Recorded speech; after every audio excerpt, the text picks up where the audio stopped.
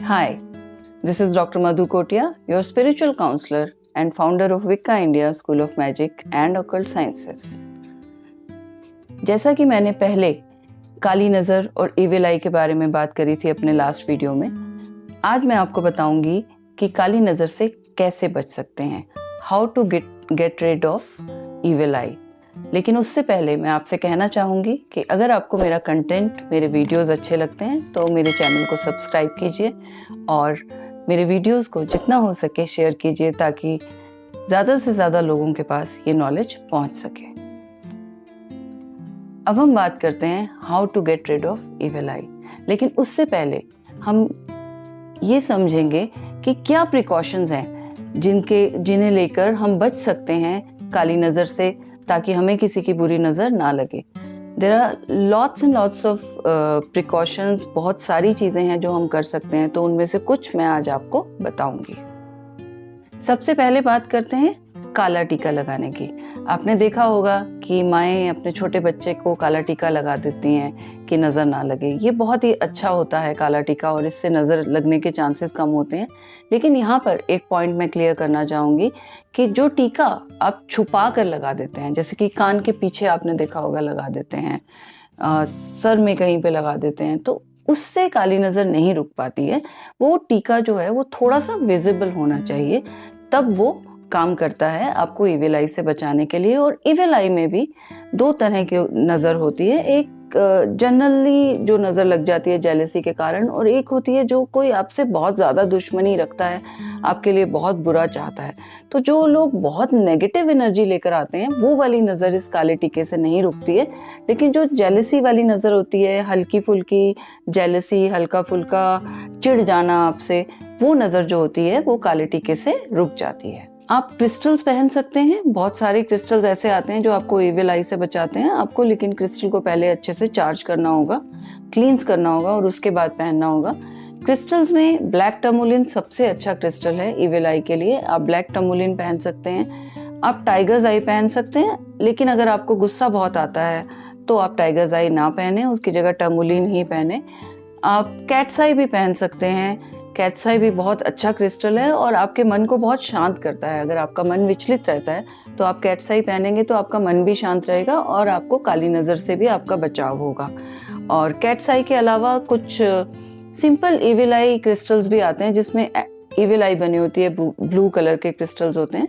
अगर आप उनको पहनेंगे वो भी आपको काली नज़र से बचाएंगे। क्रिस्टल्स को अगर आप पहन रहे हैं तो ये बहुत ज़रूरी है कि आप उनको टाइम टू टाइम क्लींस करते रहें। क्रिस्टल्स जो है वो नेगेटिव एनर्जी को एब्जॉर्ब करते हैं, तो अगर आप उनको टाइम टू टाइम क्लींस नहीं करेंगे तो आफ्टर 15-20 डेज, 1 मंथ आप देखेंगे कि आपका क्रिस्टल काम नहीं कर रहा या आपको रिजल्ट नहीं दे रहा। तो आप उनको क्लींस कर लीजिए। आप उनको रनिंग वाटर में क्लींस कर सकते हैं इंटेंशन के साथ में, या फिर आप सी सॉल्ट में रखकर उनको क्लींस कर सकते हैं। तो अगर आप क्रिस्टल पहनते हैं तो उन्हें क्लीन ज़रूर कीजिए ताकि वो आपके लिए ठीक से काम करें। आपने देखा होगा कि काला धागा कुछ लोग पहन लेते हैं। काला धागा भी बहुत अच्छी तरह से काम करता है इविल आई को बचाने के लिए। अगर उसको प्रॉपरली आप बनाते हैं तो वो आपकी एक बहुत अच्छी प्रोटेक्शन क्रिएट करता है। तो काले धागे को लेकर उसमें आपको 7 गांठ लगानी है और हर गांठ पर आपको चक्रास का मंत्र बोलना है। 7 चक्रास के मंत्र होते हैं।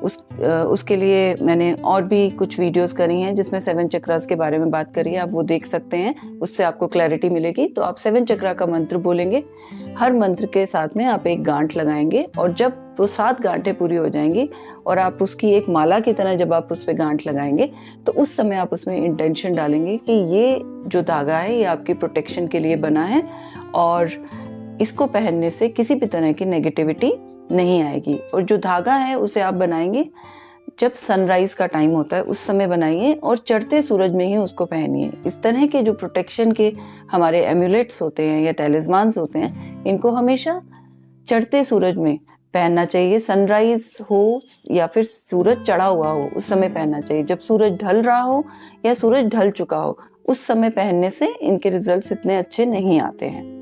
हमारे किचन में बहुत सारी चीज़ें होती हैं जो हमें बहुत सारी नेगेटिविटीज़ से बचाती हैं। उसमें से एक होती है हींग।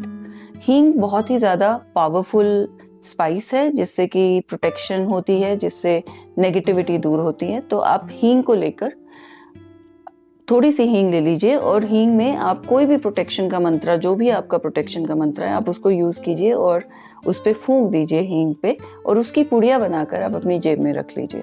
तो इस तरह से आप काली नज़र से बच पाएंगे। उसे हमेशा आपको हींग को कैरी करना होगा और ध्यान रखना होगा कि वो पसीने में गीली ना हो जाए या गंदी ना हो जाए, क्योंकि अगर वो आपका एमुलेट गंदा हो जाता है या गीला हो जाता है तो फिर वो काम नहीं करता है हींग का। और उसको आप काले कपड़े में बांध सकते हैं या फिर प्लेन पेपर में आप उसको बांध सकते हैं। पॉलीथीन में बांध कर ना रखिएगा, क्योंकि उससे एनर्जीज जो होती हैं ब्लॉक हो जाती हैं, तो आपकी प्रोटेक्शन काम नहीं करेगी।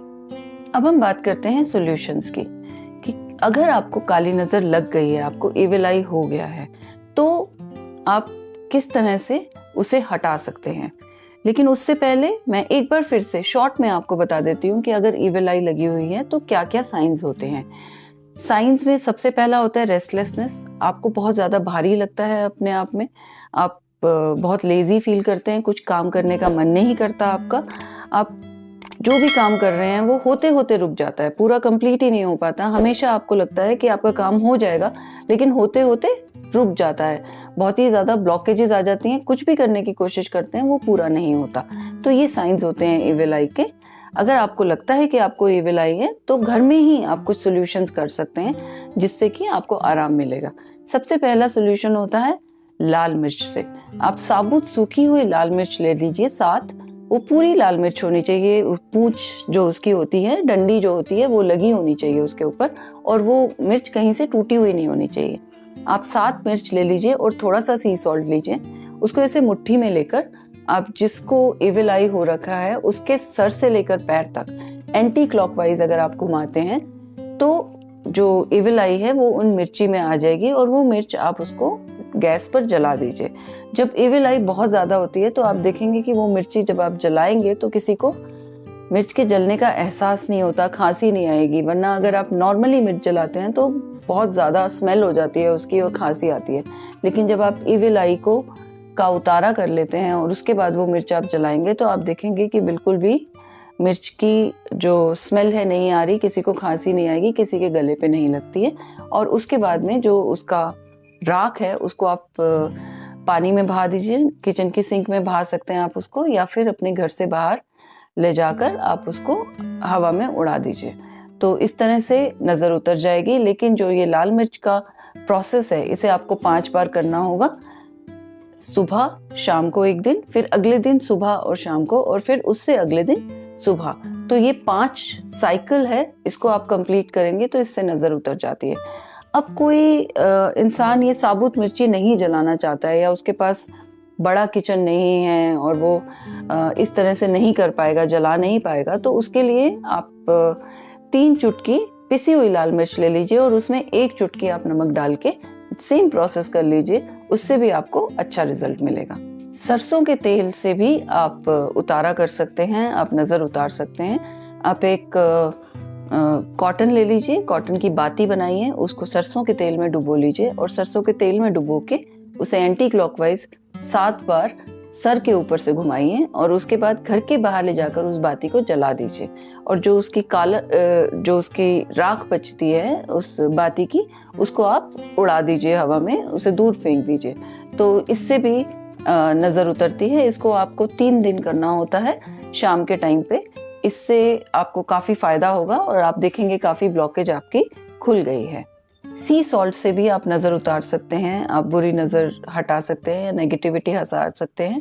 बहुत ही आसान सा तरीका है। आप 1 मुट्ठी सी सॉल्ट ले लीजिए और जिसे नज़र लगी है उसकी बॉडी से 7 बार आपको एंटी क्लॉकवाइज उतारना है और उसके बाद आप उसको फ्लश कर दीजिए। नॉर्मली जब आप इस तरह से नज़र उतारते हैं, सी सॉल्ट आपके हाथ में होता है, तो जब तक आप 7 चक्कर पूरे करते हैं तब तक आपको एक भार सा फील होना शुरू होता है। उससे पता चलता है कि नज़र लगी हुई है। आप इसको सुबह शाम करिए और 3 दिन लगातार सुबह शाम करिए और आप देखेंगे कि काफ़ी फर्क आ गया है और नज़र काफ़ी कम हो गई है। गायत्री मंत्र के जाप से भी आप काली नज़र को हटा सकते हैं। जैसे बहुत ज़्यादा बुरी नज़र लगी हुई है तो उसको हटा सकते हैं। उसके लिए आप एक छोटा सा हवन जला लीजिए और आपको गायत्री मंत्र के साथ में आपको आहुति देनी है और 108 गायत्री मंत्र और 108 आहुति दीजिए आप देसी घी की। उससे भी नजर उतरती है। जिसे नजर लगी है अगर वो ही इंसान करता है तो उसे बहुत अच्छा रिजल्ट मिलेगा। 8 साबुत लौंग लेकर आप उसको सर से इस तरह से उतारेंगे 3 बार दोनों साइड से, और उसे उतारने के बाद आप उसे जला देंगे। तो इससे भी नजर उतरती है और इस प्रोसेस को आप 5 बार करते हैं, सुबह शाम 2 दिन और 1 दिन सुबह। 5 बार करने से नजर उतर जाती है। तो इस तरह से ये छोटी छोटी चीजें करके आप नजर उतार सकते हैं, आप इविल आई से छुटकारा पा सकते हैं। लेकिन अगर बहुत ही ज्यादा काली नजर है, बहुत ही ज्यादा बुरी नजर है और आपने सारे प्रोसेसेस ट्राई कर लिए हैं, वो फिर भी नहीं उतर रही है, तो मेरा सजेशन है कि आप किसी स्पिरिचुअल गाइड से, स्पिरिचुअल हीलर से आप बात कीजिए और उनसे थोड़ी सी हेल्प लीजिए और उससे आपको फायदा होगा। इसके अलावा मंत्र जाप से नेगेटिविटी हटती है, तो आप मंत्र जाप भी शुरू कर सकते हैं, उससे भी आप देखेंगे नेगेटिविटी हट गई है। लेकिन अगर बहुत ज्यादा प्रॉब्लम है तो किसी से हेल्प ले लेना अच्छा रहेगा। अब हम बात करते हैं घर की और प्रॉपर्टी की। जब घर पे या प्रॉपर्टी पे नजर लग जाती है तो वहां पर आपका बैठने का मन नहीं करता, उस घर में आपको कुछ फलता नहीं है, आप वहां घर से बाहर निकलने की कोशिश करते रहते हैं। तो इस तरह से अगर हो रहा है आपके घर में तो इसका मतलब आपके घर को नजर लगी हुई है। तो घर की नजर उतारने के भी तरीके होते हैं कुछ, लेकिन घर जब आपने लिया है उसी समय अगर आप प्रोटेक्शन कर लें तो नजर उतारने की जरूरत नहीं पड़ती। जैसे कि टर्मोलिन का पाउडर लेकर अगर आप नींव में डलवा लें अपना घर बनाते समय, तो उस घर में नजर लगने के चांसेस बहुत ज्यादा कम हो जाते हैं। आप दरवाजे पर एक तुलसी का पौधा लगा दें या फिर एक रबर प्लांट लगा दें तो उससे भी नजर नहीं लगती है। एक बड़ी सी एविल आई खरीद कर आप लगा सकते हैं दरवाजे पे, उससे भी नजर रुकती है। सी सॉल्ट का आप एक लाइन बनाकर सी सॉल्ट की आप घर के आसपास पूरी तरह से डाल दें तो उससे भी नेगेटिव एनर्जी बाहर रहती है और आपका घर प्रोटेक्टेड रहता है। तो अगर आप इस तरह के सॉल्यूशन कर लेते हैं तो आपको घर को क्लींस करने की जरूरत नहीं पड़ेगी। लेकिन फिर भी अगर आपको लगता है नजर लग गई है, आप सिंगिंग बाउल का यूज कीजिए। ये बुद्धिस्ट सिंगिंग बाउल्स जो होते हैं इनको आप यूज कीजिए। इनकी जो वाइब्रेशन होती है वो नेगेटिविटी को हटाती है। तो आप रोज एक बार सिंगिंग बाउल को 2-3 मिनट के लिए यूज कीजिए। उसकी वाइब्रेशन से आपके घर के सब लोगों का ऑरा भी क्लीन हो जाएगा और आपके घर का ऑरा भी क्लीन हो जाएगा और किसी भी तरह की नेगेटिविटी जो है वो दूर हो जाएगी।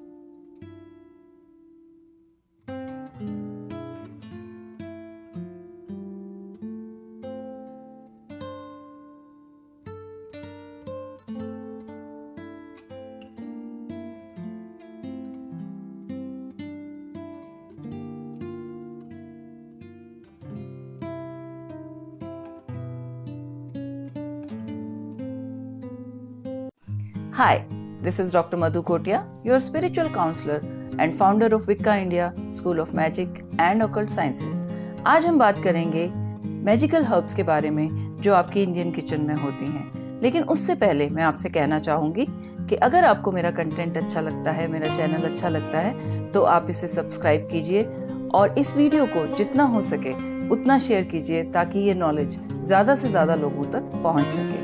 तो अब हम बात करते हैं about 5 magical herbs in your Indian kitchen. जैसा कि हम जानते हैं कि हमारे इंडियन स्पाइसेस जो हैं वो बहुत ही ज़्यादा हेल्थ वाइज इफेक्टिव हैं और काफ़ी फ़ायदा करते हैं हम लोगों को। और बहुत सारी ऐसी चीज़ें हैं जिन्हें खाने से मेडिसिन की ज़रूरत नहीं पड़ती और बीमारियां हमारी जो हैं वो कम हो जाती हैं, ठीक हो जाती हैं। लेकिन बहुत कम लोग ये जानते हैं कि इन्हीं हर्ब्स के साथ में हम मैजिक कर सकते हैं, हम किचन विचरी कर सकते हैं और ये बहुत ही ज़्यादा पावरफुल हर्ब्स हैं। तो आज मैं आपको उन 5 हर्ब्स के बारे में बताऊंगी जो इंडियन किचन्स में हमेशा होती है और उससे हम मैजिक क्रिएट कर सकते हैं। सबसे पहले मैं बात करूंगी सिनेमन की, यानी कि दालचीनी। दालचीनी हर किचन में होती है, हम हर सब्जी में उसे डालते हैं और हम दालचीनी पाउडर से आजकल बहुत सब लोग चाय बनाकर भी पीते हैं। लेकिन क्या आप जानते हैं कि दालचीनी जो है यानी कि सिनेमन जो है वो मैजिकली बहुत पावरफुल होती है। सिनेमन से हम लव स्पेल्स कर सकते हैं, अट्रैक्शन स्पेल्स कर सकते हैं। सिनेमन को मनी अट्रैक्शन के लिए भी यूज कर सकते हैं और प्रोटेक्शन के लिए भी यूज कर सकते हैं। यानी कि ये एक इस तरह की हर्ब है जिसे हम हर तरह के स्पेल के लिए यूज कर सकते हैं। तो मैं आपको कुछ टिप्स बताऊंगी जिससे कि आप दालचीनी को यूज कैसे करें और किस तरह से आप मैजिक क्रिएट करें। सबसे पहले आप दालचीनी का पाउडर बना लीजिए और दालचीनी के पाउडर को आप अपने घर की एंट्रेंस पे स्प्रिंकल कर सकते हैं, आप अपने बेड पे स्प्रिंकल कर सकते हैं। रिलेशनशिप और लव के लिए आप उसको मनी के लिए अपनी तिजोरी पे या आप जहाँ पर अपनी चेक बुक्स रखते हैं, अपना कैश रखते हैं, वहाँ पर स्प्रिंकल कर सकते हैं। और सिनेमन को जब आप कंज्यूम करें, आप किसी भी फूड में जब आप डाल रहे हैं तो इस इंटेंशन के साथ डालें कि ये सिनेमन जो है ये बहुत ज़्यादा अबंडेंस क्रिएट करेगी, abundance of money, abundance of love, abundance of good health. और उसके बाद आप उसे फूड में डालिए और आप देखेंगे कि किस तरह से आपके घर में खुशियाँ आती हैं। तो दालचीनी बहुत ही इफेक्टिव है। तो आज से जब भी आप उसे यूज करें अपने किचन में तो अपनी इंटेंशन को जरूर डालें, उसमें थोड़ा सा मैजिक प्रैक्टिस भी कर लें जिससे कि आपको दालचीनी के बहुत ज्यादा अच्छे इफेक्ट आ सकें। दूसरी हर्ब है हमारी ब्लैक पेपर यानी कि काली मिर्च। काली मिर्च आपने सुना होगा और देखा भी होगा कि हमारे जो बड़े बुजुर्ग हैं उसे कोल्ड एंड कफ के लिए यूज करते हैं। दूध में काली मिर्च का पाउडर डाल के पिलाते हैं ताकि कफ कम हो जाए, कोल्ड कम हो जाए। और काली मिर्च जो है आपके साइनस में भी हेल्प करती है एज पर आवर एल्डर्स। लेकिन काली मिर्च प्रोटेक्शन भी करती है। काली मिर्च को आप प्रोटेक्शन के लिए यूज कर सकते हैं, काली मिर्च को आप क्लींजिंग के लिए यूज कर सकते हैं। अगर आपको लगता है कि कुछ नेगेटिव एनर्जीज आपके घर में आती हैं और आपको ऐसा लगता है कि आपका घर प्रोटेक्टेड नहीं है तो आप काली मिर्च के दाने लेकर उसे घर के सारे कॉर्नर्स पे डाल दीजिए। 5-5 दाने आप काली मिर्च के अगर अपने घर के कॉर्नर्स पे डाल देते हैं तो आपके घर में प्रोटेक्शन शील्ड क्रिएट हो जाएगी। अगर आप किसी को अपने फैमिली मेंबर्स को प्रोटेक्ट करना चाहते हैं तो जिस समय आप फूड में काली मिर्च डाल रहे हैं तो उसको पहले मैजिकली चार्ज कर लीजिए, अपनी इंटेंशन उसमें डालिए प्रोटेक्शन की और फिर उसे फूड में डालिए ताकि आपके घर के सारे मेंबर्स प्रोटेक्टेड रहें। और इस तरह से मैजिकली भी काली मिर्च आपको फायदा देगी। अब हम बात करते हैं रेड चिलीज की, लाल मिर्च की। बचपन से आप लोग भी देखते आए होंगे, हमारे घरों में भी होता है कि जो हमारे नानी या दादी, जो एल्डर्स हमारे हैं, वो लाल मिर्ची लेकर नजर उतारते थे। तो बेसिकली क्या होता है कि लाल मिर्च एक ऐसी हर्ब है जो कि नेगेटिविटी को एब्जॉर्ब कर लेती है, इस वजह से उससे नजर उतारी जाती थी। It is a very good and powerful evil eye remover. तो आप काली मिर्च से एविल आई क्लींस कर सकते हैं अपने घर की। And not only for the family members, आप घर का कोई सामान है जो आपको लगता है कि इसको बहुत ज्यादा नजर लगती है या आपको लगता है आपके घर को बहुत ज्यादा नजर लगती है तो वहां पर भी आप लाल मिर्च को यूज कर सकते हैं। एक पूरी लाल मिर्च लेकर जिसके पीछे हरी डंडी भी हो, ऐसी पूरी लाल मिर्च को लेकर आप उसको दरवाजे की एंट्री पे बांध सकते हैं। दोनों तरफ आप एक एक लाल मिर्च बांध दीजिए तो आपके घर की प्रोटेक्शन रहेगी, एविल आई नहीं आएगी।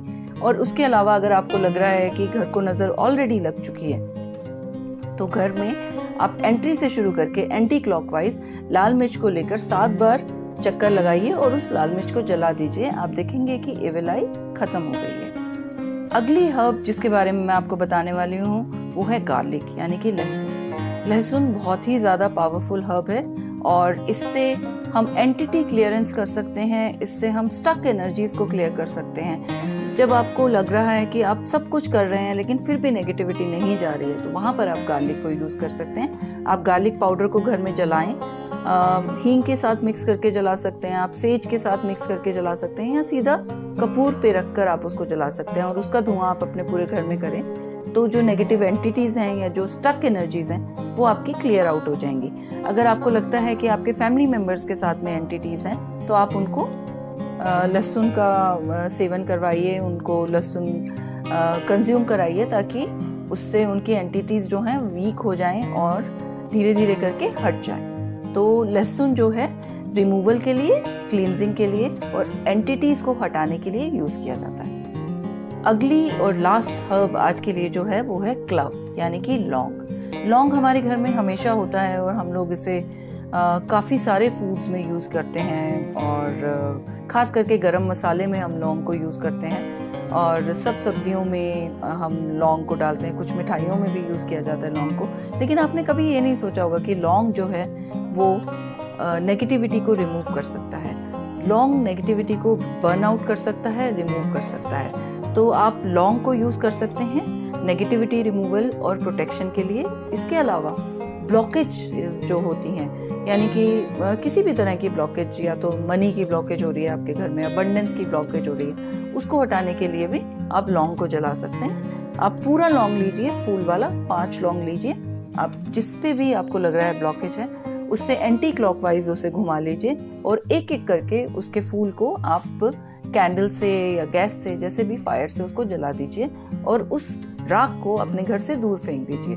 तो उससे ब्लॉकेज हट जाएगी। मनी ब्लॉकेज बहुत अच्छी तरह से हटती है। आप अगर जलाना नहीं चाहते हैं लौंग को और आप वैसे ही यूज़ करना चाहते हैं तो भी आप लौंग का पाउडर बनाकर आप स्प्रिंकल कर सकते हैं उन एरियाज में जहाँ पे आपको लगता है कि ब्लॉकेज है। तो इस तरह से मैंने आपको बताया कि जो हमारी हर्ब्स हैं, जो बहुत कॉमन हर्ब्स हैं हमारी किचन में, उसको हम किस तरह से मैजिकली यूज कर सकते हैं।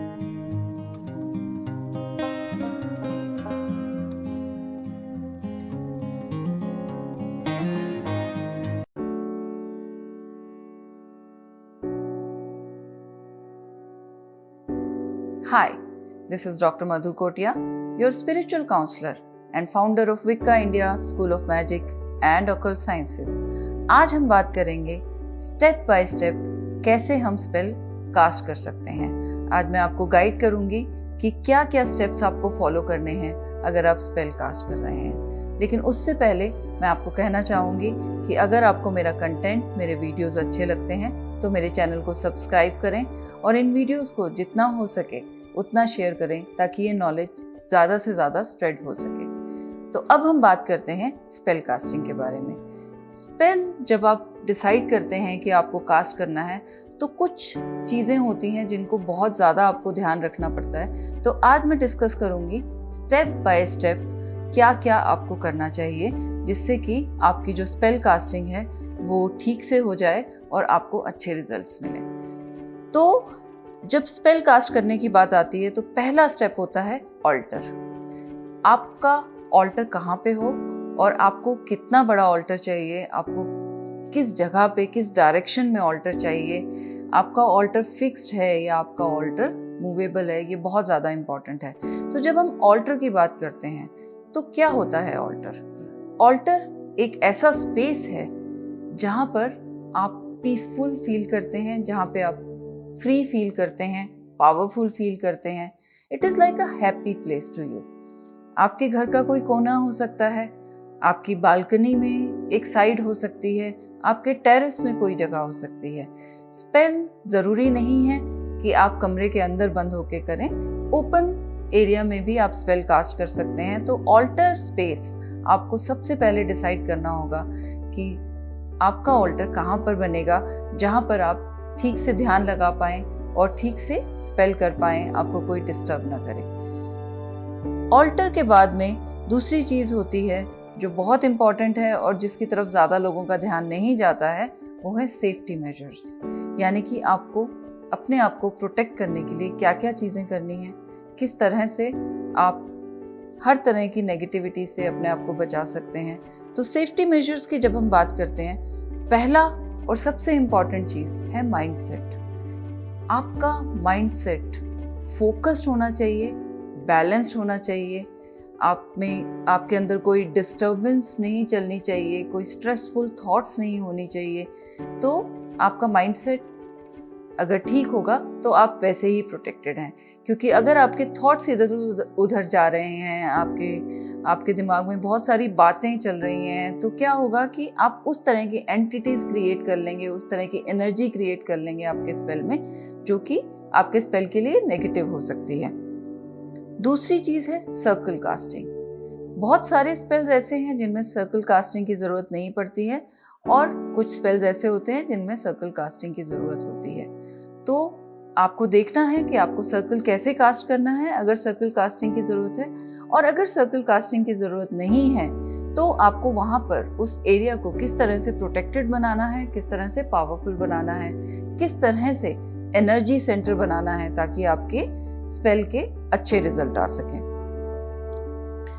आप उस जगह को क्लींस कीजिए। अगर आप सर्कल नहीं भी कर रहे हैं तो क्लींजिंग बहुत ज़रूरी है उस स्पेस की जहाँ पर आप स्पेल कास्ट करने वाले हैं।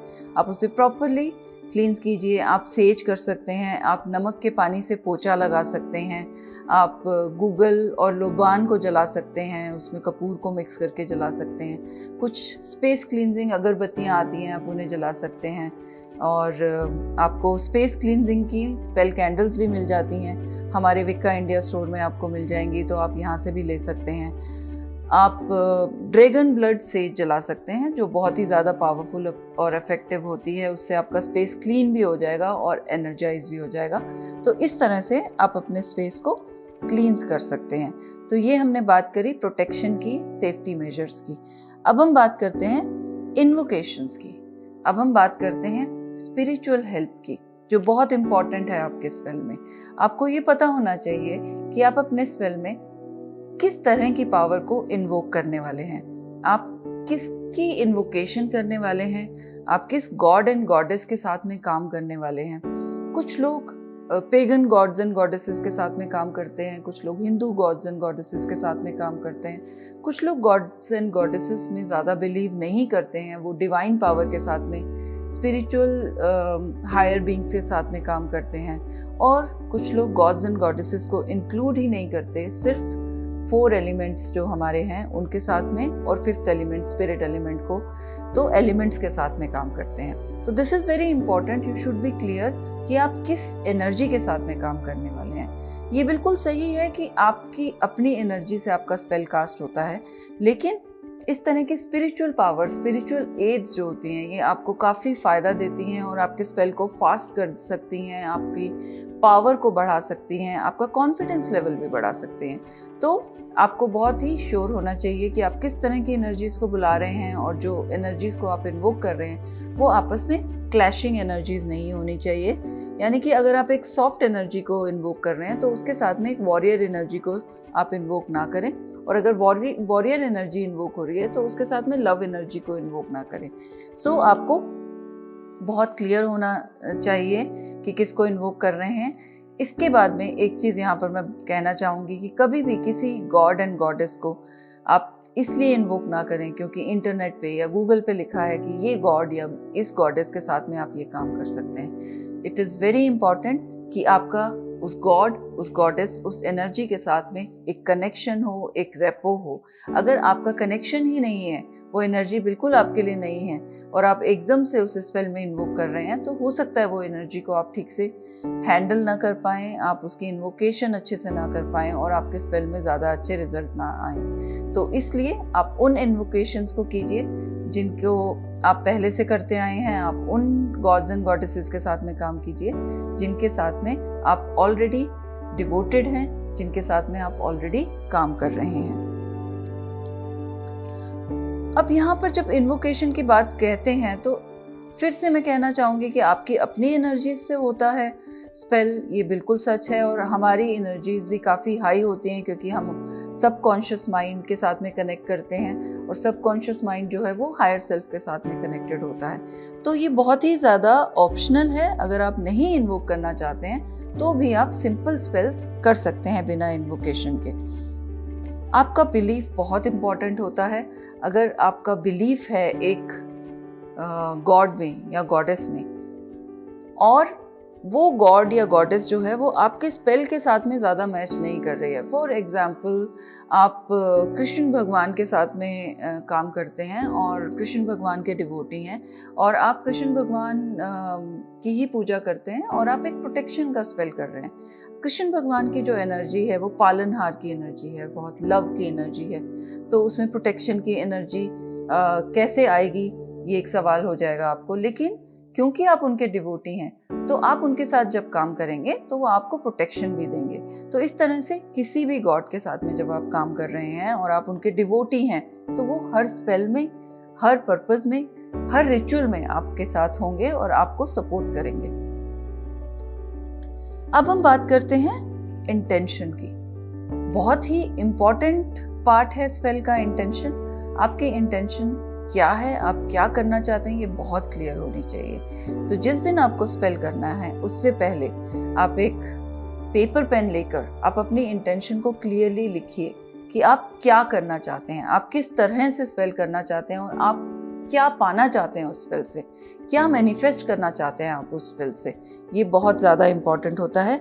तो आप अपनी इंटेंशन को क्लियर करने में कुछ दिन लगा लीजिए। ऐसे नहीं होना चाहिए कि आपने आज डिसाइड किया कि मुझे स्पेल करना है और आज ही आप सोच रहे हैं कि मेरी इंटेंशन क्या है। आप 3-4 दिन लगाइए, 1 हफ्ता लगाइए, अपनी इंटेंशन को क्लियर रखिए और अपना फोकस बहुत क्लियर रखिए कि आप क्या पाना चाहते हैं, आप क्या मैनिफेस्ट करना चाहते हैं। और ये बहुत इंपॉर्टेंट है कि आपकी जो मैनिफेस्टेशन है वो प्रैक्टिकल होनी चाहिए। अगर वो प्रैक्टिकल नहीं है तो वो मैनिफेस्ट नहीं हो पाएगी।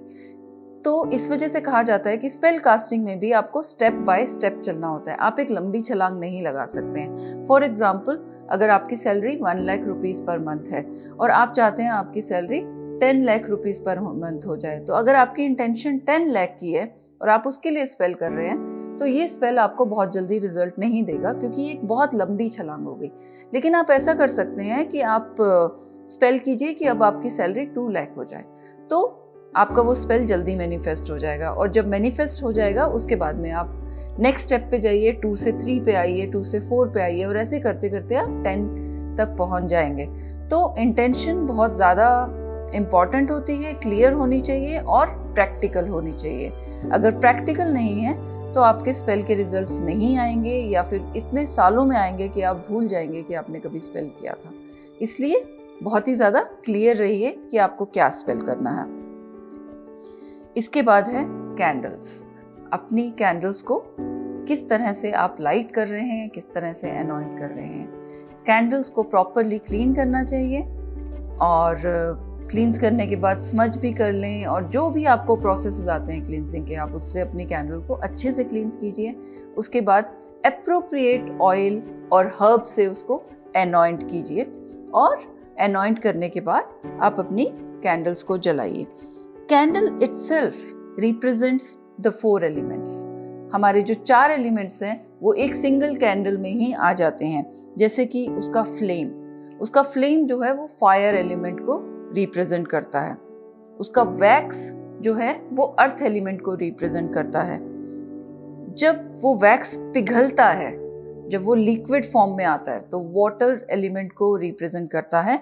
और जब आपका वैक्स जलता है और उसमें से स्टीम निकलती है, वो एयर एलिमेंट को रिप्रेजेंट करती है। तो आपकी एक सिंगल कैंडल 4 एलिमेंट्स को रिप्रेजेंट करती है। तो आप समझ सकते हैं कि कितनी पावर क्रिएट हो सकती है अगर आप प्रॉपरली अपनी कैंडल को अनॉइंट करें, प्रॉपरली चार्ज करें और प्रॉपरली जलाएं। तो अपनी कैंडल को आप अच्छे से तैयार करके जलाइए और उसके साथ में पूरा कंसंट्रेट करके अपना स्पेल कीजिए, ताकि आपको अच्छा रिजल्ट मिले। कैंडल्स जलाने के बाद जो नेक्स्ट स्टेप होता है वो होता है meditation and visualisation. Meditation and visualisation बहुत ही इंपॉर्टेंट स्टेप है स्पेल कास्टिंग में, क्योंकि कैंडल्स आपने जलाई, आपने एनर्जी क्रिएट करी, आपका फोकस कैंडल्स की तरफ है, आपके रिचुअल की तरफ है। उसके बाद में आपको अपनी एनर्जी को डायरेक्ट करना है अपनी इंटेंशन की तरफ, और ये एनर्जी जो डायरेक्ट करते हैं ये आप मेडिटेशन से और विजुअलाइजेशन से कर सकते हैं। तो अब जब आप मेडिटेशन कर रहे हैं अपने स्पेल में, तो आप विजुअलाइज कीजिए कि जिस चीज को आप मैनिफेस्ट कर रहे हैं वो ऑलरेडी हो गई है, उसे प्रेजेंट में देखिए, उसे प्रेजेंट में विजुअलाइज कीजिए। एक ये विजुअलाइजेशन का तरीका होता है। दूसरा तरीका होता है कि मेडिटेट करते हुए आप अपनी पूरी एनर्जी को अपने स्पेल पे डायरेक्ट कीजिए। आप विजुअलाइज कीजिए कि आपके अंदर से एक फोकस बीम निकल रही है और वो सीधा डायरेक्टली आपके स्पेल में जा रही है, और वहां से वो एनर्जी जो है आकाशा में जा रही है मैनिफेस्टेशन के लिए। तो इस तरह से आप मेडिटेट करें, आप विजुअलाइज करें, ताकि आपका स्पेल जो है वो आपको अच्छा रिजल्ट दे। आप इसमें एक बीम आप एक बीम ऑफ लाइट आप विजुलाइज कर सकते हैं, आप इसमें पूरा सिनेरियो विजुलाइज कर सकते हैं, और आप ये भी विजुलाइज कर सकते हैं that you are getting the blessing of universe, you are getting a golden light falling on you and which is helping you to manifest your spell. आपकी मेडिटेशन में, और अगर कहा जाए तो पूरे स्पेल में, 2 चीजें होती हैं जो हमें करनी है। अपनी पावर को गैदर करना है और उसे आकाशा में रिलीज करना है। ये ही 2 मेन स्टेप्स हैं जिससे कि आपका स्पेल मैनिफेस्ट होता है। तो कैंडल्स जला के भी आप अपनी पावर्स को गैदर कर रहे हो, उसके बाद में मेडिटेशन से भी गैदर कर रहे हो, और मेडिटेशन एक ऐसा प्रोसेस है जिससे आप उस एनर्जी को रिलीज कर रहे हो आकाशा में मैनिफेस्टेशन के लिए। इसके बाद में जो नेक्स्ट स्टेप है वो है चैंटिंग।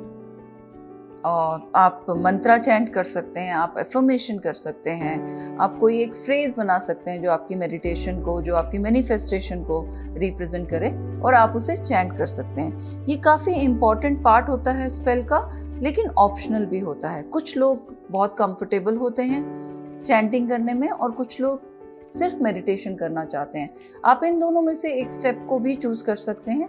मेडिटेशन बहुत ज़्यादा इंपॉर्टेंट है, तो एटलीस्ट 5 मिनट्स आप ज़रूर मेडिटेट करें अगर आप चैंट भी करना चाहते हैं।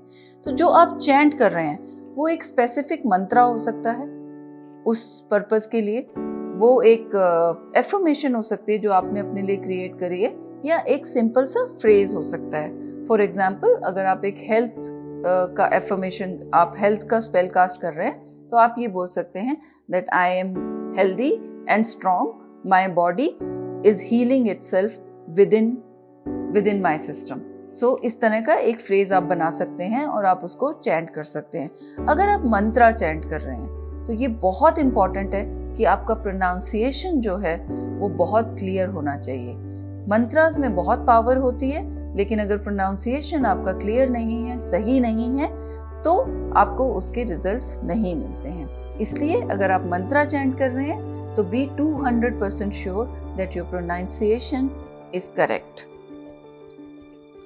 इसके बाद में जो फाइनल हमारा स्टेप होता है स्पेल कास्टिंग का, जब आप फिनिश करते हैं स्पेल को, तो ये फाइनल स्टेप होता है to give thanks to your universe, to give thanks to Mother Earth, give thanks to the elements, give thanks to the gods and goddesses you invoked, give thanks to everything around you which has helped you to create spell, everything light around you which has helped you to create this spell, to create this ritual so that you can manifest something.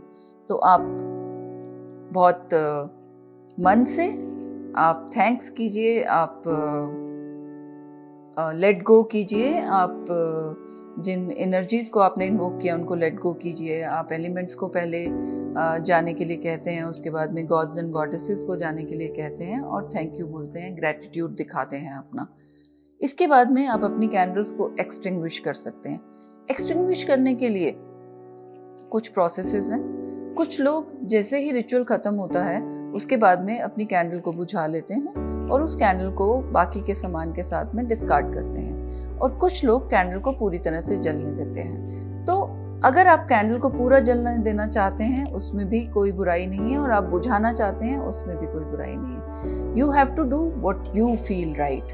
आपको जो ठीक लगता है candle को extinguish करने के लिए आप उसे कर सकते हैं।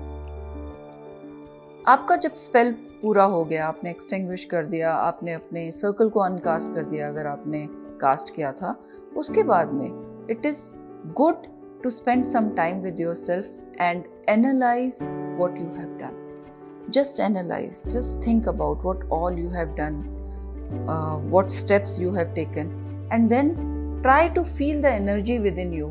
How do you feel about the spell? आपको कितना एनर्जी फील हो रहा है उस स्पेल का? आपको कितनी ज़्यादा पॉजिटिव एनर्जी आ रही है कि ये स्पेल आपका मैनिफेस्ट हो जाएगा? तो आप अपने आप को एनालाइज कीजिए और उसके बाद में आप खुद को उस स्पेल की एनर्जी से डिस्कनेक्ट कर दीजिए। डिस्कनेक्ट करने के बहुत सारे तरीके होते हैं। आप एक कॉर्ड कटिंग कैंडल जला सकते हैं डिस्कनेक्ट करने के लिए। आप एक वॉन्ड लेकर, एक क्रिस्टल वॉन्ड से, जो लोग हीलिंग करते हैं उनके पास क्रिस्टल वॉन्ड्स होती हैं हीलिंग की, आप उससे अपने सोलर प्लेक्सिस से डिस्कनेक्ट कर सकते हैं। आप इस तरह से अपने हैंड्स को यहाँ पे लाकर और ऐसे इस एक जेस्चर से भी आप इसको डिस्कनेक्ट कर सकते हैं। तो जो भी आपका प्रोसेस है कॉर्ड डिस्कनेक्ट करने का, उस प्रोसेस से आप कॉर्ड को डिस्कनेक्ट कीजिए और आपका स्पेल मैनिफेस्टेशन के लिए तैयार है।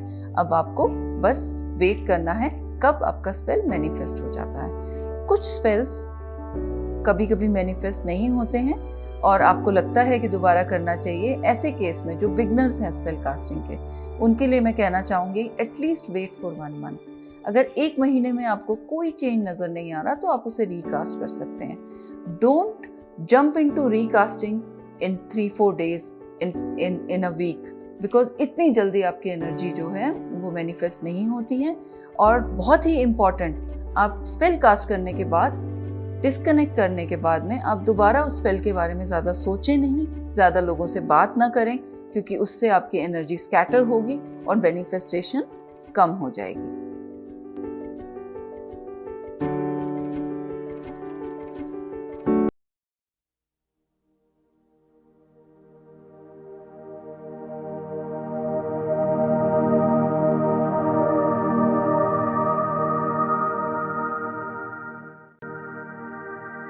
Hi, this is Dr. Madhu Kotia, your spiritual counselor and founder of Wicca India School of Magic and Occult Sciences. आज हम बात करेंगे Diwali protection from black magic and negative influences. Diwali में किस तरह से आप अपने आप को ब्लैक मैजिक से बचा सकते हैं, और इसके अलावा मैं आपको कुछ टिप्स दूंगी मैनिफेस्टेशन के, मनी अट्रैक्शन के, लव अट्रैक्शन के। लेकिन इससे पहले मैं आपसे कहना चाहूँगी कि अगर आपको मेरा कंटेंट अच्छा लगता है, आपको मेरे वीडियोस अच्छे लगते हैं, तो आप मेरे चैनल को सब्सक्राइब कीजिए और इस वीडियो को जितना हो सके उतना शेयर कीजिए। दिवाली एक बहुत ही ऑस्पिशियस, बहुत ही पवित्र त्योहार है जिसमें हम सब मिलकर माँ लक्ष्मी की पूजा करते हैं और हम अपने घर को सजाते हैं और बहुत अच्छे से सेलिब्रेट करते हैं। ये हमारा सबसे बड़ा त्योहार है। एक बहुत ही पावरफुल नाइट होती है दिवाली। इस दिन आप किसी भी तरह की मैनिफेस्टेशन कर सकते हैं। तो इस दिन बहुत सारे मैजिक कास्टर्स मैजिक कास्ट करते हैं। जो वाइट मैजिक करते हैं वो वाइट मैजिक कास्ट करते हैं, और ब्लैक मैजिक करने वाले नेगेटिव इंटेंशन के साथ में मैजिक कास्ट करते हैं। तो ये बहुत ज़रूरी है कि हम अपने आप को प्रोटेक्ट करके रखें, ताकि अगर किसी ने कोई नेगेटिव मैजिक कास्ट किया है तो हमें पर उसका असर ना हो, हमें उससे कोई नुकसान ना हो। ऐसा ना हो कि हम सेलिब्रेशन में लगे रहें और कहीं से कोई नेगेटिविटी आकर हमें नुकसान पहुंचा दे, जिसको हटाने के लिए हमें काफी लंबा समय लग जाए। सबसे पहले आप अपने घर को प्रोटेक्ट कीजिए। क्रिस्टल से आप सेमी प्रेशियस क्रिस्टल से प्रोटेक्ट कर सकते हैं। ब्लैक ऑब्सीडियन एक क्रिस्टल होता है, आप उसकी एक बड़ी सी बॉल लाके अपने घर के, जो आपके घर के एंट्रेंस का दरवाजा है उसके सामने रख दीजिए, यानी कि जब दरवाजा खुले तो वो बॉल सामने नजर आनी चाहिए। आप ब्लैक ऑब्सीडियन की बॉल रख दीजिए। सॉल्ट बाउल्स लेकर आप अपने घर के कॉर्नर्स में रख दीजिए, एंट्रेंस पे रख दीजिए सॉल्ट बाउल्स। उसके अलावा आप पोचा लगा सकते हैं सॉल्ट, सी सॉल्ट और सैंडलवुड ऑयल को मिक्स करके उससे, ताकि आपके घर में अगर कोई नेगेटिविटी आ गई है तो वो क्लींस्ड रहे। इसके अलावा आप ये भी कर सकते हैं कि अपने घर की एंट्रेंस पे कुछ प्रोटेक्शन का पौधा रख लें। जैसे कि आप एक रबर प्लांट रख सकते हैं, आप तुलसी का पौधा रख सकते हैं। ये पौधे जो होते हैं ये नेगेटिविटी को रोकते हैं। तो इस तरह से आप अपने घर में नेगेटिविटी आने से रोक सकते हैं। बहुत ही एक इम्पॉर्टेंट चीज़ है कि जब आप बाहर जाएं, क्योंकि दिवाली के समय पर हम लोग बाहर जाते हैं, अपने दोस्तों को, अपने रिश्तेदारों को विश करने के लिए जाते हैं, दिवाली के अगले दिन भी जाते हैं। तो जो लोग ब्लैक मैजिक करते हैं वो लोग चौराहे पर, क्रॉस रोड पर अपना पूजा का सामान रख के चले जाते हैं। अगर आप उसको क्रॉस करते हैं तो वो नेगेटिविटी आपके ऊपर आ जाती है। तो आपको बहुत ध्यान देने की ज़रूरत है कि इस तरह से चौराहे को आप क्रॉस ना करें। आप साइड से निकल जाएं अगर आपको कोई ऐसा सामान नज़र आता है, लेकिन आप उसको क्रॉस ना करें, आप उससे बचें और अपने बच्चों को भी इस बारे में बताएं। इसके अलावा फूड में बहुत ज़्यादा ब्लैक मैजिक किया जाता है और फूड को जो है या तो लोग बांटते हैं मैजिक करने के बाद में, या फिर किसी ऐसी जगह पे रख देते हैं जहाँ से कोई बच्चा उठा के खा लेता है। तो आपको ये ध्यान रखना है कि आपके बच्चे बाहर अगर खेल रहे हैं तो किसी से कोई फूड लेकर ना लें और उसे खाए ना, क्योंकि ये नुकसान कर सकता है। दिवाली सजने संवरने का त्योहार है। सब लड़कियां, सब बच्चे अच्छे से तैयार होते हैं। तैयार होने के बाद बाहर जाते हैं घूमने के लिए। तो अगर ब्लैक मैजिक किसी ने कास्ट किया हुआ है और आपका घर प्रोटेक्टेड है और बच्चे जब बाहर घूम रहे हैं तो उनके ऊपर इसका इफेक्ट आ सकता है। तो एक सबसे बड़ी चीज जो आप कर सकते हैं, खास करके गर्ल्स के लिए, फीमेल्स के लिए, जब आप बाहर जाते हैं आप बाल खोल के जाते हैं तो वो थोड़ा सा अनसेफ होता है। अपने बालों में ब्रेड्स कर लीजिए। अगर आप खुला रखना चाहते हैं बालों को तो बालों का एक छोटा सा हिस्सा लेके उसमें ब्रेड कर लीजिए, लेकिन एक छोटी सी ब्रेड अपने बालों में रखिए। ये जो ब्रेड होती है ये प्रोटेक्ट करती है आपके ऑरा को और किसी भी तरह की नेगेटिव एंटिटी, किसी भी तरह की नेगेटिव एनर्जी आपकी तरफ नहीं आती है। तो आप इस बात का ध्यान रखेंगे कि आप अपने बालों को या तो बांध के जाएं पूरी तरह से या एक छोटा सा ब्रेड कर लें उसमें। परफ्यूम्स भी बहुत इंपॉर्टेंट होती हैं कि आप किस तरह की परफ्यूम लगा रहे हैं, क्योंकि परफ्यूम से एंटिटीज अट्रैक्ट हो सकती हैं। तो आप जो परफ्यूम्स लगा रहे हैं आप प्रोटेक्शन वाली परफ्यूम्स लगाएं रादर देन अट्रैक्शन वाली। आप रोज, जैस्मिन, फ्लोरल परफ्यूम्स को अवॉइड करके सैंडलवुड लगाएं, लवेंडर लगाएं, यूकेलिप्टस लगा सकते हैं, सेज परफ्यूम्स आती हैं बहुत अच्छी, पचोली परफ्यूम्स आती हैं। आप इस तरह की परफ्यूम्स लगाएं जो कि आपको प्रोटेक्शन देंगी रादर देन कि आपको नेगेटिविटी अट्रैक्ट करें। और अगर नेगेटिविटी आपकी अट्रैक्ट हो रही है किसी तरीके से तो उससे बचने के लिए आप एक क्रिस्टल पहन सकते हैं, ब्लैक ऑब्सीडियन का क्रिस्टल, ताकि आपके आसपास एक प्रोटेक्शन का घेरा बन जाए और आप प्रोटेक्टेड रहें उस घेरे में। एक छोटा सा उपाय है जिससे कि हर तरह की नेगेटिविटी आपसे दूर रहेगी। आप 5 गोमती चक्र ले लीजिए और गोमती चक्र के साथ में एक छोटा सा टुकड़ा हल्दी का और 5 क्लव्स, 5 लौंग ले लीजिए और उसकी एक छोटी सी पोटली बनाकर आप अपनी जेब में रख लीजिए और इसको कैरी कीजिए। तो ये आपकी प्रोटेक्शन की पोटली बन जाएगी और आप अगर इसे जेब में कैरी करते हैं तो किसी भी तरह का ब्लैक मैजिक या किसी भी तरह की नेगेटिव इन्फ्लुएंस आपके ऊपर नहीं आएगा। लेकिन यहाँ पर मैं फिर से बताना चाहूँगी कि अगर आपने क्रॉस रोड पे रखे हुए मैजिक के सामान को क्रॉस कर लिया तो इस तरह का प्रोटेक्शन काम नहीं करता है। इसलिए क्रॉस रोड्स पे थोड़ा ध्यान से जाएं और प्रोटेक्टेड रहें और अच्छे से दिवाली मनाएं। अब हम बात करते हैं कुछ मैनिफेस्टेशन की, कुछ अच्छी चीज़ों को अट्रैक्ट करने की, कुछ वाइट मैजिक की, जिससे कि आप अपने घर में कुछ अच्छी चीज़ों को ला सकें। सबसे पहले जो आप दिया जलाते हैं माँ लक्ष्मी के लिए, जो आप दिया जलाएंगे, कुछ लोग कुबेर का भी पूजा करते हैं, तो इनके लिए जो आप दिया जलाएं, अगर आप कोई क्रिस्टल शॉप आपके आसपास में है तो वहाँ से आप एक सिट्रीन क्रिस्टल होता है, सिट्रीन के क्रिस्टल का आप दिया जलाइए और उसमें आप थोड़ा सा दालचीनी, थोड़ी सी सिनेमन, क्लव यानी कि लौंग थोड़ा सा डाल दीजिए और थोड़ी सी मिश्री डाल दीजिए और फिर उसको आप जलाइए। तो इससे आपकी अबंडेंस जो है वो अट्रैक्ट होगी और जो आप पूजा कर रहे हैं उसका भी फल आपको जल्दी मिलेगा। दिवाली के लिए जो मोमबत्तियां आप जलाएंगे, जो कैंडल्स आप जलाएंगे, उनके कलर्स भी काफ़ी मायने रखते हैं। हर कलर का एक मतलब होता है। तो अगर आप मनी अट्रैक्ट करना चाहते हैं तो आप येलो, ग्रीन कैंडल्स को मिक्स करके जलाइए। जब येलो एंड ग्रीन कैंडल्स को आप मिक्स करेंगे उसके साथ में एक ब्राउन या ब्लैक कलर की कैंडल ज़रूर लगा लीजिए और इन कैंडल्स को आप अपने घर के बाहर लगाइए और लगाते हुए ये इंटेंशन रखिए कि आप अट्रैक्शन क्रिएट कर रहे हैं for all the opportunities for money, for all the opportunities for job and business. तो जो भी आप अट्रैक्ट करना चाहते हैं उसके बारे में आप सोचते हुए इन कैंडल्स को जलाइए। फ्रेग्रेंस लगाकर अब अगर आप कैंडल जलाते हैं या फ्रेग्रेंस वाली कैंडल आप जलाते हैं तो वो भी काफ़ी इफ़ेक्टिव होती है। उसे आप घर के अंदर जला सकते हैं। जैसे कि अगर आप लव अट्रैक्ट करना चाहते हैं तो आप रेड कलर की कैंडल जलाइए, रोज़ कैंडल हो, उसमें रोज़ ऑयल हो, रोज़ की खुशबू हो, आप उसे जलाइए। आप घर में शांति चाहते हैं, हार्मनी चाहते हैं, तो आप एक जैस्मिन कैंडल जला सकते हैं। आप अगर मनी के बारे में सोच रहे हैं तो आप सिनेमन की कैंडल जला सकते हैं अपने घर में। आप centre of the house in candles को जलाइए, और दिवाली की रात जब आपने कैंडल्स जलाने शुरू करें तब जला दीजिए, and let it burn for the whole night. आप बड़ी कैंडल लेकर आइए और आप उसको जलाइए, तो आप देखेंगे कि आपकी मैनिफेस्टेशन ऑफ लव या मैनिफेस्टेशन ऑफ मनी कितना फास्ट हो जाता है। इस फ्रेग्रेंस के साथ में जब आप कलर मिक्स करते हैं तो उसका इफेक्ट बहुत ही स्ट्रॉन्ग होता है। अपनी घर की एंट्रेंस पे एक ब्लैक कैंडल जलाना ना भूलें, और अगर आपके पास ब्लैक कैंडल नहीं है तो एक मस्टर्ड ऑयल का दिया जलाइए।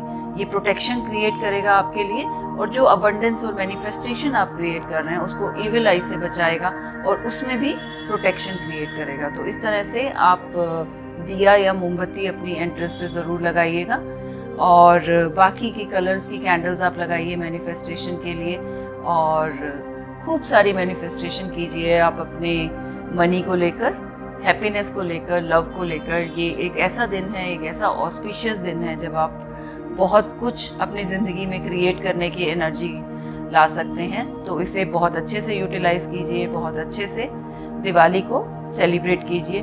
पर यहाँ पर एक बात मैं आपसे कहना चाहूँगी कि अगर आपको पटाखों का बहुत शौक है, आप पटाखे जलाना चाहते हैं, तो 2 चीज़ों का ध्यान रखिए।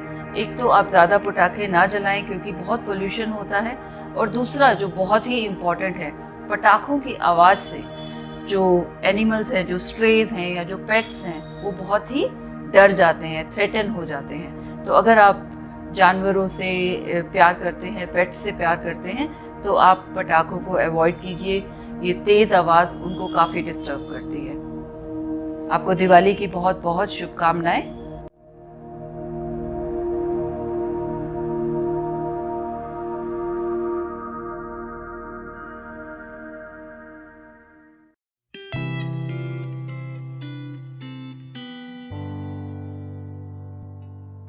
हाय, welcome to my channel. Breakups एक ऐसी चीज़ है जो आपको पूरी तरह से हिला देती है। बहुत सब लोग ऐसे होते हैं जो कई साल तक उस ब्रेकअप के शॉक से बाहर नहीं निकल पाते, दूसरी रिलेशनशिप में नहीं जा पाते, और लाइफ पूरी तरह से हिल जाती है, ख़राब हो जाती है। तो आज हम बात करेंगे how to deal with a breakup. This is doctor Madhu Kotia, your spiritual counsellor and founder of Wicca India school of magic and occult sciences. अगर आपने मेरा चैनल अभी तक सब्सक्राइब नहीं किया है तो आज अभी सब्सक्राइब कीजिए ताकि इस तरह का कंटेंट आपको मिलता रहे। तो अब हम बात करते हैं ब्रेकअप्स के बारे में, how to deal with it. जब आपका ब्रेकअप होता है, एक रिलेशनशिप जिसमें आप पूरी तरह से अपना 100% दे रहे थे, वो ख़त्म हो जाती है, वो टूट जाती है, तो बहुत ही नॉर्मल है कि आप शेकन अप हो जाएं, आप बहुत दुखी हों, आप किसी से बात ना करना चाहें, आप बहुत सैड हों। You need to understand it is okay to be sad. आपके साथ एक बुरी चीज़ हुई है, एक बुरी घटना हुई है, और उसकी वजह से आप दुखी हैं, आप सैड हैं, and this is very normal. इसके लिए अपने आप को कोसिए नहीं, इसके लिए अपने आप को ब्लेम मत कीजिए कि वो जो रिलेशनशिप टूट गई है उसकी वजह से मुझे दुखी नहीं होना चाहिए। ये भी एक फीलिंग है, इसके साथ आपको थोड़े दिन के लिए गुजरना पड़ेगा ताकि आप इस ब्रेकअप से बाहर निकल पाएं। ये बहुत ज़रूरी है कि आप समझें कि इस ब्रेकअप में आपकी कोई गलती नहीं थी। एक दूसरा इंसान आपको छोड़ के चला गया, आपने अपना पूरा 100% दिया था। पीछे मुड़कर सारी बातों को सोच सोच कर आप अपनी गलतियां अगर ढूंढेंगे तो ये जो ब्रेकअप है ये और तकलीफ देगा आपको। नॉर्मली जब ब्रेकअप होता है तो टेंडेंसी यही होती है कि हम ये जानना चाहते हैं कि हमसे क्या गलती हो गई, हमने क्या गलत कर दिया, क्यों वो इंसान हमें छोड़ के चला गया। तो ये बहुत ही ज़रूरी है कि आप समझें कि आपने कोई गलती नहीं की थी, ये दूसरे इंसान का फैसला था, उसका डिसीजन था कि वो आपको छोड़ के जाए या वो आपके साथ चीट करे, या जो जिस तरह से भी वो ब्रेकअप हुआ है उसमें दूसरे इंसान का हाथ ज़्यादा था और आपका इतना नहीं था। अपनी गलतियां ना खोजें, अपने आप को माफ़ करने की कोशिश करें। Don't try to bring him back और ब्रिंग हर बैक, ये बहुत इंपॉर्टेंट है। मेरे पास बहुत सारे लोग कांटेक्ट करते हैं आफ्टर द ब्रेकअप कि वो अपने पार्टनर को वापस लाना चाहते हैं, अपने पार्टनर को वापस रिलेशनशिप में लेकर आना चाहते हैं कि सब कुछ पहले जैसा हो जाए। ये आपको समझना होगा कि अगर उन इंसान को आपके साथ रहना था तो वो आपके साथ ही होता, ये ब्रेकअप नहीं होता। अगर ये ब्रेकअप हुआ है तो किसी कारण से हुआ है और आपके साथ वो इंसान नहीं रहना चाहता, और जो इंसान आपके साथ रहना नहीं चाहता वो आपको डिज़र्व नहीं करता। आप इस बात को समझिए कि ये ज़रूरी था कि एक इंसान जो आपके साथ नहीं रहना चाहता वो चला जाए आपकी ज़िंदगी से। इस चीज़ को एक्सेप्ट कीजिए, ना कि कोशिश करें कि उसे वापस ले आएं। उसको वापस लाने से कुछ फ़ायदा नहीं होगा। वो जो ब्रेकअप एक बार हो गया, एक रिलेशनशिप आपकी टूट गई, वो वापस से दोबारा पहले जैसी नहीं हो सकती है। एक दोहे में ऐसा कहा गया है कि रहीमन धागा प्रेम का, मत तोड़ो चटकाए, टूटे से फिर ना जुड़े, जुड़े तो गांठ पड़ जाए। यानी कि अगर आपका रिलेशनशिप टूट गया है, कोई धागा आपका टूट गया है, तो उसे अगर आप जोड़ेंगे तो उसमें एक गांठ तो ज़रूर पड़ जाएगी। इसलिए उसे जोड़ने की कोशिश मत कीजिए, उसे वापस लाने की कोशिश मत कीजिए। इस फेज़ को पास कीजिए, इसे लेट गो कीजिए, ताकि आप ज़िंदगी में आगे बढ़ सकें। अगर आपको लग रहा है कि आप बिल्कुल बर्दाश्त नहीं कर पा रहे हैं, आप उस इंसान को कन्वे करना चाहते हैं जो भी आप फील कर रहे हैं, लेकिन पॉसिबल नहीं है क्योंकि ब्रेकअप हो चुका है, तो आप एक पेपर लीजिए, एक पेन लीजिए, आप उसे लिख दीजिए और लिखकर उसे आप जला दीजिए, उसकी राख को आप फ्लश कर दीजिए। अगर आप नहीं लिख पा रहे हैं या आप नहीं लिखना चाहते हैं, आप उसे कंप्यूटर पे टाइप कर लीजिए और टाइप करने के बाद उसे वापस से डिलीट कर दीजिए। इससे एक ये वेंटिंग आउट प्रोसेस है। आप अगर ऐसे लिख देंगे, आप थोड़ा हल्का महसूस करेंगे, आप थोड़ा बेटर महसूस करेंगे, और वो जो फीलिंग्स आपको तंग कर रही थी कि आप कन्वे करना चाहते हैं, वो ख़त्म हो जाएंगे। इसके अलावा एक और तरीका होता है कन्वेइंग का, हिप्नोथेरेपी सेशन। हिप्नोथेरेपी सेशन में जाकर आप अपने पार्टनर की सोल से कन्वे कर सकते हैं। तो आप एक हिप्नोथेरेपिस्ट को कांटेक्ट कीजिए, आप उसके साथ सेशन कीजिए और आप सोल लेवल पर कन्वे कीजिए जो आप फील कर रहे हैं, ना कि आप उसको बार बार फ़ोन करें, बार बार कांटेक्ट करने की कोशिश करें, उसके घर जाने की कोशिश करें, जबकि वो इंसान आपके साथ कांटेक्ट नहीं रखना चाहता। तो फिज़िकल लेवल पे आप कांटेक्ट ना करें, स्पिरिचुअल लेवल पे कांटेक्ट करें आप हिप्नोथेरेपी के थ्रू। अगर आपकी रिलेशनशिप लंबी थी तो बहुत ही नॉर्मल है कि आपके घर में बहुत सारी ऐसी चीज़ें होंगी जो आपको उस रिलेशनशिप के बारे में याद दिलाएंगी। कुछ गिफ्ट्स होंगे, कुछ चीज़ें होंगी जो आप लोगों ने साथ में खरीदी हैं, तो ये चीज़ें आपको बार बार उस इंसान की याद दिलाएंगी। इसलिए आप उन चीज़ों को निकाल दीजिए, उन्हें बदल दीजिए, उन्हें फेंक दीजिए, किसी को दे दीजिए जिसके काम आ जाएं।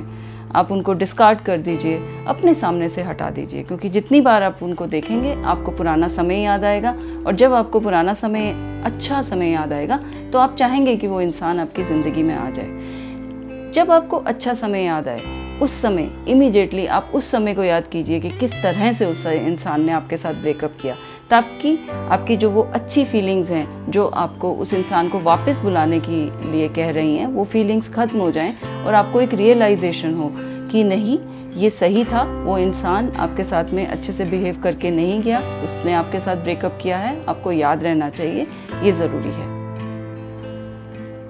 अपने आप को सुन ना करें, यानी कि ऐसा ना करें कि आप किसी से बात ही नहीं करना चाहते इस बारे में। आप सबको कह रहे हैं मैं ठीक हूँ, और अंदर से आप बहुत टूटे हुए हैं, बहुत तकलीफ़ में हैं, और वो आपके सोलर प्लेक्सेस में, आपके चक्रा में क्लटर की तरह इमोशंस आपकी जमा होती जा रही हैं, लेकिन आप बात नहीं कर रहे हैं। ये बिल्कुल गलत है।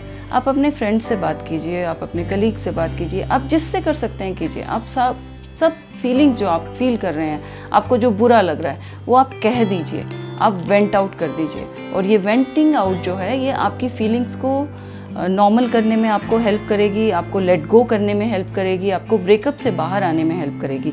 इसके अलावा अगर आपके पास कोई नहीं है जिसके साथ आप बात कर सकते हैं, या शायद आप किसी को बताना नहीं चाह रहे हैं जो आपको जानते हैं, तो आप एक काउंसलर के पास जा सकते हैं, आप एक साइकोलॉजिस्ट के पास जा सकते हैं। आप कुछ सेशंस लीजिए उनके साथ और उनको सब कुछ बताइए, वेंट आउट कीजिए। वेंटिंग आउट जो है, ये आपकी की है ब्रेकअप से बाहर निकलने के लिए। Don't jump into another relationship just to make yourself feel that you are over that person. अपने आप को ज़बरदस्ती एक नई रिलेशनशिप में मत डालिए क्योंकि आप अपने आप को ये बताना चाहते हैं कि आप उस इंसान को भूल चुके हैं, या फिर आप एक फिलर ढूंढ रहे हैं, आपको लग रहा है कि ये फीलिंग्स तभी जाएंगी जब एक नया इंसान आ जाएगा। इस तरह से जब आप करते हैं तो आप उसी तरह की एनर्जीज़ को अट्रैक्ट करते हैं जो आपकी लास्ट रिलेशनशिप में हुई थी। तो आप अपने आप को हील होने का समय दीजिए, अपने आप को संभलने का समय दीजिए, नॉर्मल हो जाइए और उसके बाद में सोचिए रिलेशनशिप के बारे में। अगर आप इस तरह से जल्दी से जंप कर जाएंगे रिलेशनशिप में तो बहुत सारे चांसेस हैं इस रिलेशनशिप में भी उसी तरह की चीज़ें हों जिस तरह की पहले हुई थी। आपके लिए कॉर्ड कटिंग बहुत इंपॉर्टेंट है। Cord cutting meditations, cord cutting affirmations बहुत ज़रूरी हैं। अपने आप को एफर्म कीजिए, ऐसा कहिए कि I let go of all the energy connected to my ex. You can take the name of the person. आप बोलिए कि आपके अंदर जो भी एनर्जी उस इंसान को लेकर है आप उसको लेट गो कर रहे हैं, आप उसको ग्राउंड कर रहे हैं। इस तरह की आप एफर्मेशंस कीजिए और जब आप थोड़ा सा बैलेंस होने लगें तो कॉर्ड कटिंग मेडिटेशंस कीजिए। खुद से मेडिटेशन करनी मुश्किल होती है, इसलिए आप गाइडेड मेडिटेशंस कर सकते हैं। मेरे चैनल पे भी आपको कॉर्ड कटिंग मेडिटेशन मिल जाएगी। कॉर्ड कटिंग मेडिटेशन रोज़ कीजिए, इससे आपको आराम मिलेगा। इसके अलावा एक जैस्मिन कैंडल जलाइए। जब आप बहुत ज़्यादा बेचैन हो, एक जैस्मिन कैंडल जला लीजिए। जैस्मिन कैंडल से आपके मन को आराम मिलेगा, आपको शांति महसूस होगी, पीस महसूस होगा। कभी कभी जब कुछ समझ में नहीं आ रहा, आप बहुत ज़्यादा बेचैन हैं, कोई है नहीं बात करने को, तो उस समय आप एक शावर ले लीजिए। पानी बहुत अच्छा हीलर है, वाटर बहुत अच्छी हीलिंग करता है। आप शावर के नीचे जाके खड़े हो जाइए और ये विजुलाइज कीजिए कि जो भी पेन है, जो भी तकलीफ़ है आपके अंदर, वो आपके अंदर से जा रही है, ग्राउंड हो रही है, आपकी बॉडी से वॉश आउट हो रही है। तो इस तरह से जब आप शावर लेते हैं तो आप बेटर फील करेंगे और ये इमीडिएट बेटरमेंट आपको फील होगी। तो अगर आपसे बिल्कुल ही कुछ हैंडल नहीं हो रहा है एक पर्टिकुलर समय पे, तो आप शावर ले लीजिए, आपको अच्छा लगेगा। और शावर लेने के बाद में आप काफ़ी फ्रेश महसूस करेंगे और एनर्जीज़ जो आपको डिस्टर्ब कर रही थी वो वॉश आउट हो जाएंगी।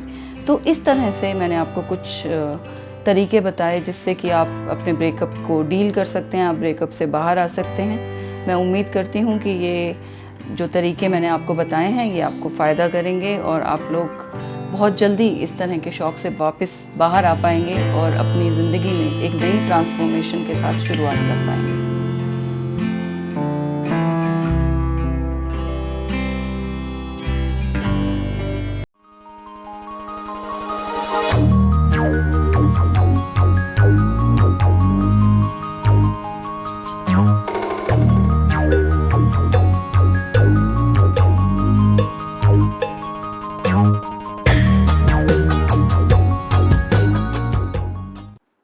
Hi, this is Dr. Madhu Kotia, your spiritual counselor and founder of Wicca India School of Magic and Occult Sciences.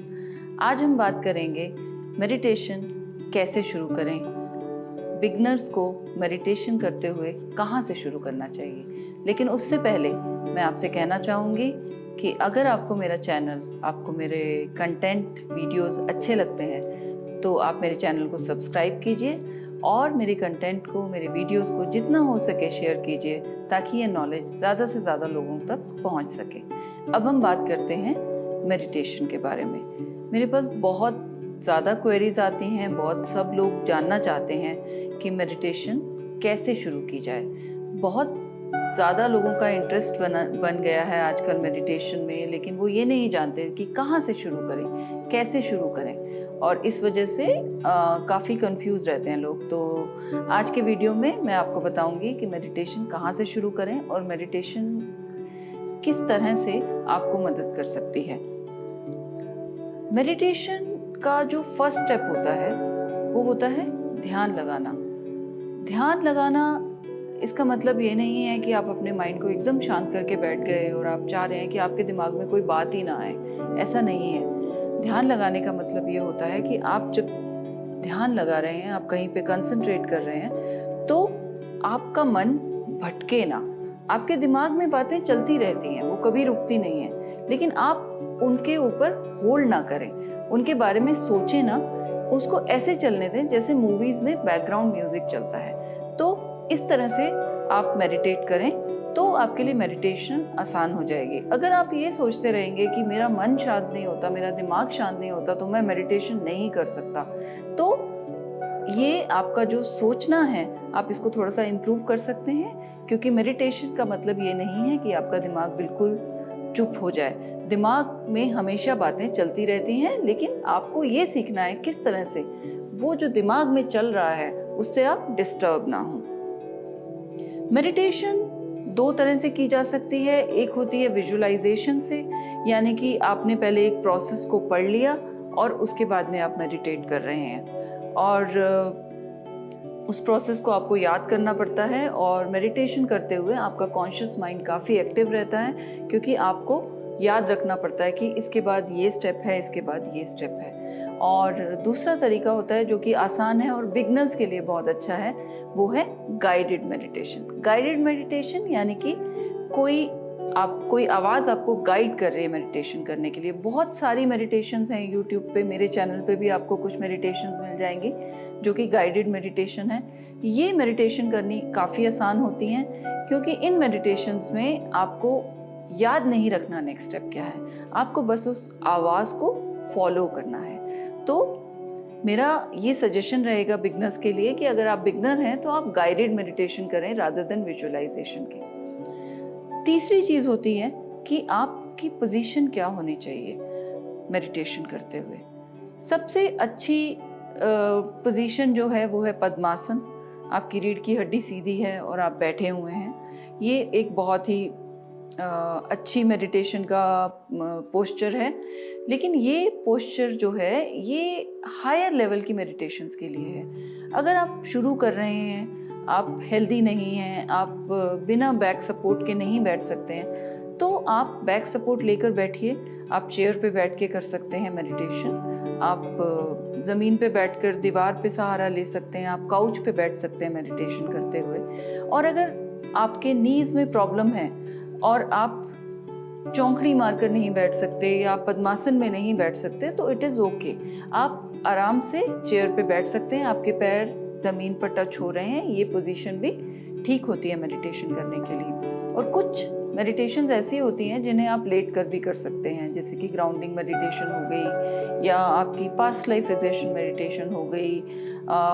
इसके बाद में आपकी रिलैक्सेशन मेडिटेशंस होती हैं बहुत सारी, जिन्हें आप लेट के भी कर सकते हैं। तो अगर आपको लगता है कि आपकी स्पाइन बहुत स्ट्रांग नहीं है, आप बहुत देर तक बैठ नहीं सकते हैं, तो आप सपोर्ट लेकर बैठ सकते हैं और मेडिटेशन को कर सकते हैं। अब सवाल ये आता है कि जब आपने डिसाइड किया कि आपको मेडिटेशन करनी है, तो पहला स्टेप क्या होगा, सबसे पहली मेडिटेशन क्या होगी। लोग देखकर घबरा जाते हैं कि ये मेडिटेशन जो है ये आधे घंटे की है, ये पौने घंटे की है, इतना लंबा मैं कैसे बैठूं, इतना मेरा ध्यान कैसे लगेगा। बिल्कुल सही बात है, इतना सारा ध्यान एकदम से अगर आप जाकर लगाना चाहेंगे तो नहीं लगेगा, तो आपको छोटी छोटी मेडिटेशंस करनी होंगी। तो पहला स्टेप आपका ये होगा कि आप डीप ब्रीदिंग करेंगे।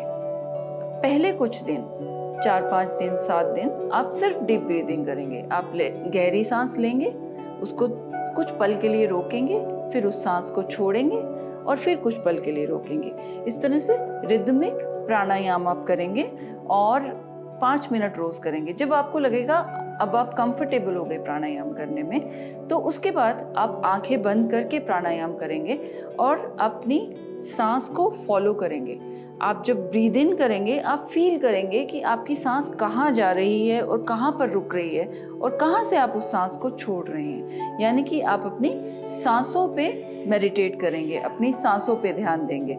तो ये आपका फर्स्ट स्टेप होता है मेडिटेशन का। और जब आप ये करने लगे, 5 मिनट कीजिए और धीरे धीरे टाइम को बढ़ाकर आप 10 मिनट तक ले आइए।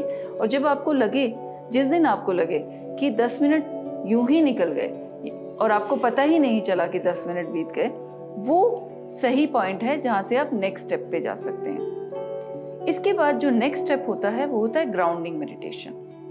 जब आप ग्राउंडिंग मेडिटेशन की बात करते हैं, तो ग्राउंडिंग मेडिटेशन का मतलब होता है आपके अंदर जितनी भी नेगेटिव थॉट्स हैं, नेगेटिविटी है, पेन है, एंजाइटी है, डिप्रेशन है, कुछ भी जो लाइट नहीं है, कुछ भी जो डार्क है, नेगेटिव है, आप उसको लेट गो करते हैं, आप उसको ग्राउंड कर देते हैं, आप उसे मदर अर्थ को दे देते हैं, ताकि वो एनर्जी कहीं जाकर यूटिलाइज हो सके और आपकी बॉडी जो है वो वाइट लाइट से फिल हो सके।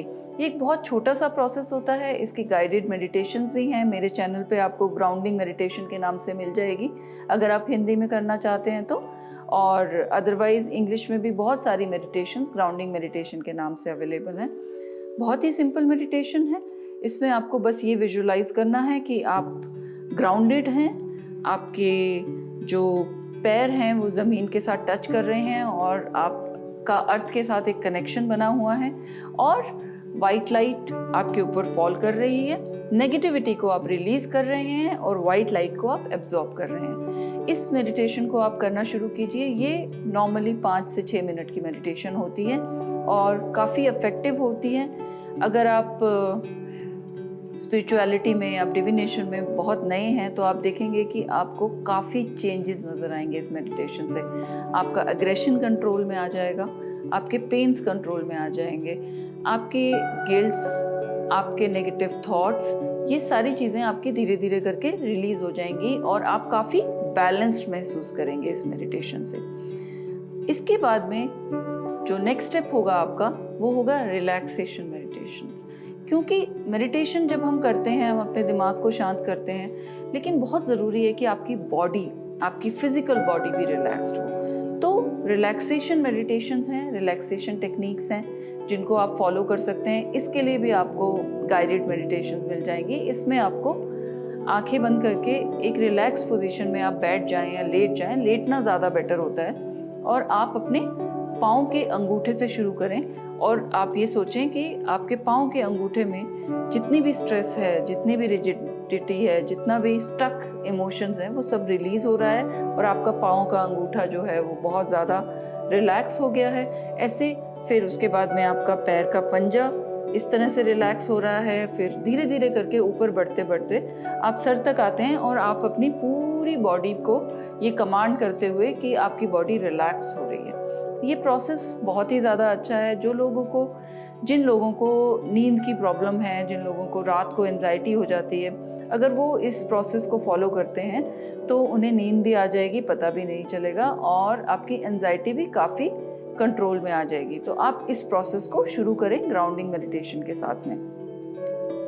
अब जब रिलैक्सेशन भी आपका अच्छा होने लग गया, ग्राउंडिंग मेडिटेशन भी अच्छी होने लग गई आपकी, आप बहुत बैलेंस्ड फील कर रहे हैं, काफ़ी अच्छा फील कर रहे हैं, उसके बाद में जो आपका नेक्स्ट स्टेप होगा वो होगा 7 चक्रा मेडिटेशन। हमारी बॉडी में 7 चक्रास होते हैं, 7 एनर्जी सेंटर्स होते हैं जो हमारे ऑरा को क्रिएट करते हैं, जो हमारी एनर्जी बॉडी को क्रिएट करते हैं, और जिनको बैलेंस करने से हमारी फिजिकल बॉडी भी बैलेंस्ड होती है, स्पिरिचुअल बॉडी भी बैलेंस होती है। तो आपको 7 चक्रा मेडिटेशन पे जाना होगा, ये आपका नेक्स्ट स्टेप होगा। 7 चक्रा मेडिटेशन भी गाइडेड करेंगे तो आपको काफ़ी अच्छा लगेगा, और धीरे धीरे करते करते प्रैक्टिस के साथ आपको फिर गाइडेड मेडिटेशन की ज़रूरत नहीं रहेगी और आप खुद ही आंखें बंद करके विजुलाइज करके कर पाएंगे। 7 चक्रा मेडिटेशन जो है ये थोड़ी लंबी मेडिटेशन होती है, मोस्टली 15 मिनट से आधे घंटे के बीच होती है। लेकिन अगर आप स्टेप बाय स्टेप चल रहे हैं, जैसा कि मैंने आपको बताया, डीप ब्रीदिंग किया, उसके बाद आपने ग्राउंडिंग किया, उसके बाद आपने रिलैक्सेशन टेक्निक्स किया, तो आप उस लेवल तक पहुंच जाएंगे जहां पर 15 से 20 मिनट का टाइम आपको ज़्यादा नहीं लगेगा और आपको पता भी नहीं चलेगा कि ये टाइम कहाँ बीत गया। और आप 7 चक्रा मेडिटेशन करेंगे, और 7 चक्रा मेडिटेशन से आपका ऑरा स्ट्रांग होगा, आपके चक्रास बैलेंस्ड होंगे, आप स्ट्रांग फील करेंगे emotionally, mentally, physically and spiritually. और जब आप इस स्टेट पे पहुंच जाएंगे, ये एक ऐसी स्टेट है जहां पर आपको गाइडेंस की ज़रूरत है, जहाँ पे आपको गुरु की ज़रूरत है, जहाँ पर आपको एक टीचर की ज़रूरत है जो आपको बताएंगे कि आप मेडिटेशन से क्या हासिल करना चाहते हैं।